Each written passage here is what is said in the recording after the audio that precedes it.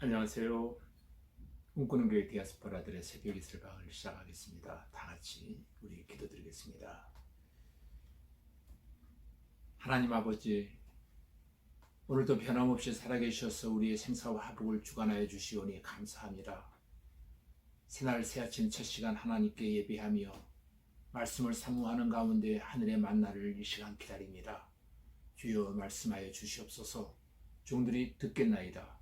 오늘도 말씀을 준행하며 기쁨으로 하루를 승리하는 귀한 날 되게 하여 주시옵소서. 예수님 이름으로 기도하옵나이다. 아멘.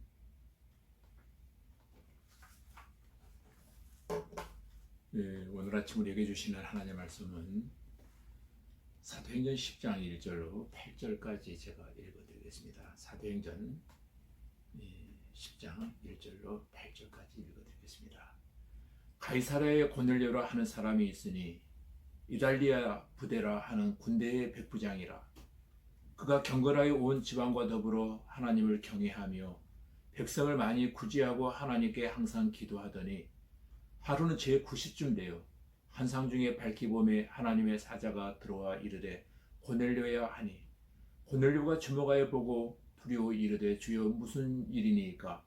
천사가 이르되 내 기도와 구제가 하나님께 상달되어 기억하신 바 되었으니 내가 지금 사람들을 요바에 보내어 베드로라 하는 시몬을 청하라. 그는 무두장이 시몬의 집에 유숙하니 그 집은 해변에 있다 하더라. 마침 말하던 천사가 떠나매 고넬료가 집안 하인 둘과 부하 가운데 경건한 사람 하나를 불러 이 일을 다 이루고 요바로 보내니라. 아멘. 우리는 백부장 고넬료에 대한 이야기를 잘 알고 있습니다. 이 백부장 고넬료는 100명의 부하를 거느리고 통솔하는 로마의 고급 장교로서 오늘날 군대로 말하면 중대장급에 속하는 위치에 있는 사람입니다. 분명한 것은 그는 신실한 신앙인이었음을 우리는 본문을 통해서 보게 되어집니다. 3절 4절 말씀해 보시면 하나님이 환상 중에 고넬료를 부르시고 너의 기도와 구제가 하나님 앞에 상달되어 기억하신다라고 지금 말씀하고 있습니다. 하나님께서 그 많은 군인들 중에서 그 많은 사람들 중에서 고넬료를 기억하셨다라고 하는 것은 굉장한 사건입니다. 오늘 이 고넬료를 보면서 우리는 하나님께서 어떤 사람을 기억하실까? 이 문제를 생각하게 합니다. 하나님이 특별히 기억하시는 사람은 첫째, 항상 기도하는 사람입니다. 2절에 보니까 고넬료는 항상 하나님께 기도했다라고 기록하고 있습니다. 또한 4절 말씀에 보시면 하나님께서 고넬료의 구제와 기도를 기억하셨다라고 또한 기록하고 있습니다. 오늘 읽은 10장에서 이 고넬료와 베드로의 만남은 사람의 뜻이 아니고 사람의 계획이 아니고 하나님의 뜻이었고 하나님의 계획이었습니다. 하나님 계획된 만남이 그들에게 이루어집니다. 5절에 보시면 성령께서 고넬료를 향하여 베드로를 청하라 했고 또 20절에 보시면 성령께서 베드로를 향하여 의심하지 말고 가라고 하나님께서 응답하십니다. 물론 이 사건은 환상 중에 일어난 사건들이었습니다. 환상 중에 하나님의 명령을 받은 고넬료는 사람을 보내어 요바에 있는 베드로를 청하여 오게 했습니다.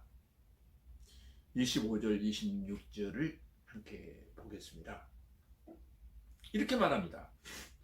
마침 베드로가 들어올 때에 고넬료가 맞아 발 앞에 엎드려 절하니 베드로가 일으켜 이르되 일어서라 나도 사람이라 하고. 여러분, 이 첫 만남에서 느껴지는 장면이 뭡니까? 고넬료와 베드로가 모두 겸손하게 서로를 섬기는 사람들이었다라고 하는 것을 우리는 보게 되어집니다. 아무런 지위도 없는 베드로가 자기 집에 들어왔을 때 대노마 제국의 백부장이 그 앞에 엎드려 절을 했다라고 하는 것은 여러분 주의 종을 섬기는 대단한 겸손이라고 저는 생각을 합니다. 고넬료는 그 베드로의 영적 권위 앞에 엎드리게 된 것입니다. 하나님께서 특별히 기억하시는 사람은 항상 기도하는 사람이고, 두 번째는 늘 구제에 힘쓰는 자이고, 세 번째는 겸손하게 주님을 섬기는 자라고 했습니다. 고넬료와 그의 가족과 그의 가까운 사람들이 베드로 앞에 모였습니다. 말씀을 듣기 위해서 말입니다. 33절 말씀에 보시면 이렇게 말합니다. 이제 우리는 주께서 당신에게 명하신 모든 것을 듣고자 하여 다 하나님 앞에 있나이다. 아멘. 여러분, 고넬료는 베드로 앞에 있는 자신을 하나님 앞에 있다라고 표현을 하고 있습니다. 이것은 곧 베드로를 하나님의 대언자로 보았다는 말씀입니다. 인간으로 본 것이 아닙니다. 하나님 보내신 주의 사자로 보았다는 것입니다. 34절에서는 베드로가 하나님은 사람의 예물을 보지 아니하신다고 했습니다. 이 말씀은 예수 그리스도의 구원의 복음은 사람을 예물로 취하지 아니한다라고 하는 것을 지금 말해주고 있는 것입니다. 다시 말해서 복음은 그 사람이 유대인이냐 아니면 이방인이냐 이것을 따지지 않는다는 것입니다. 또 그 사람이 율법적으로 얼마나 의로운 사람이냐도 보지 않습니다. 복음 안에서 동일한 구원이 있다는 사실을 지금 말해주고 있는 것입니다. 백부장 고넬료는 예물로는 구원을 받을 수 없는 이방인이었지만 그가 복음을 받아들임으로 그에게 동일한 구원이 있다는 그런 말씀을 지금 해주고 있는 것입니다. 36절에서 베드로는 고넬료에게 예수 그리스도께서 화평케 하시기 위해서 오신 분이라는 사실을 말씀하고 있습니다.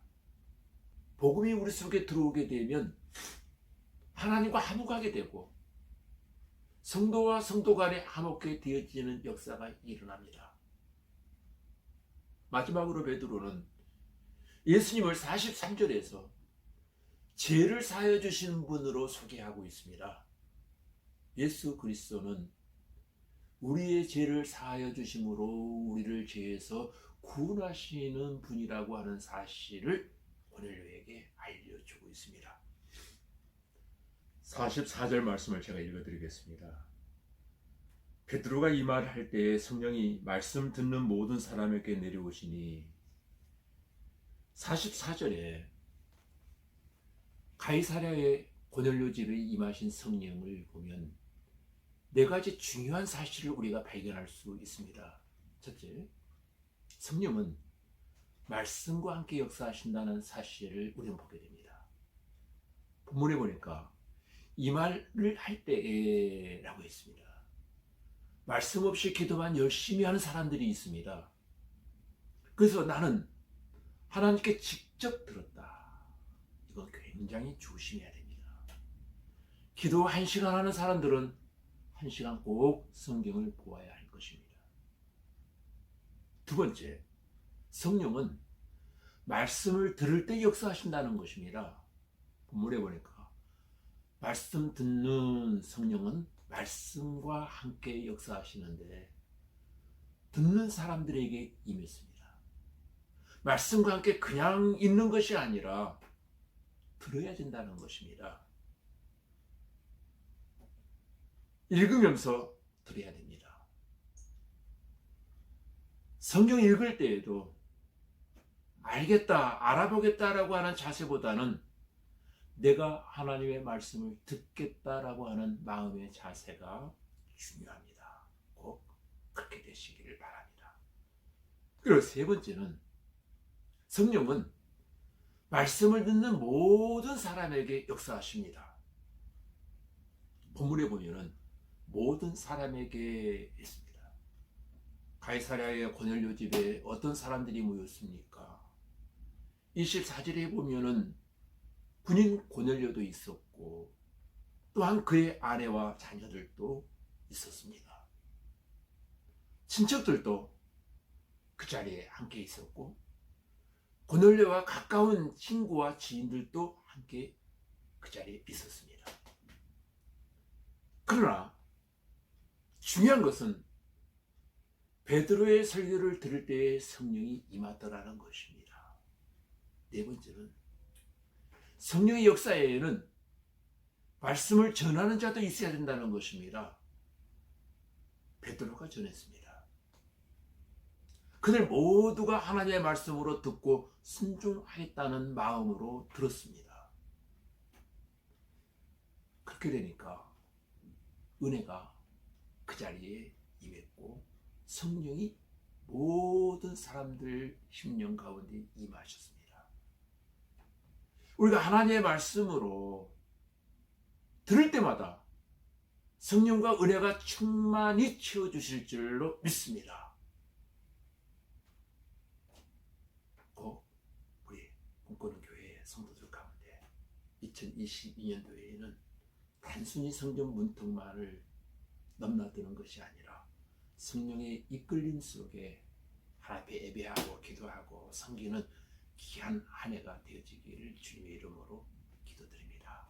다 같이 우리 기도하겠습니다. 하나님 아버지, 우리의 구제와 기도가 하나님께 상달됨으로 하나님이 기억하는 성도들이 되게 하시고 복음 안에서 유대인이나 이방인이나 동일하게 구원이 이루어진 것처럼 예수 믿는 자마다 다 구원을 받게 되며 그리스도 안에서 하나님과 합평케 되며 성도 간에 합평케 되는 은혜가 임하게 하시고 하나님의 성령이 우리에게 충만하게 역사하옵시고 하나님의 신을 우리에게 거두지 마옵시고 성령으로 충만하게 해주시고 날마다 순간마다 성령을 사모하고 기다려서 성령의 충만함을 받고 능력을 받아서 주의 사람으로 승리하게 하여 주시옵소서.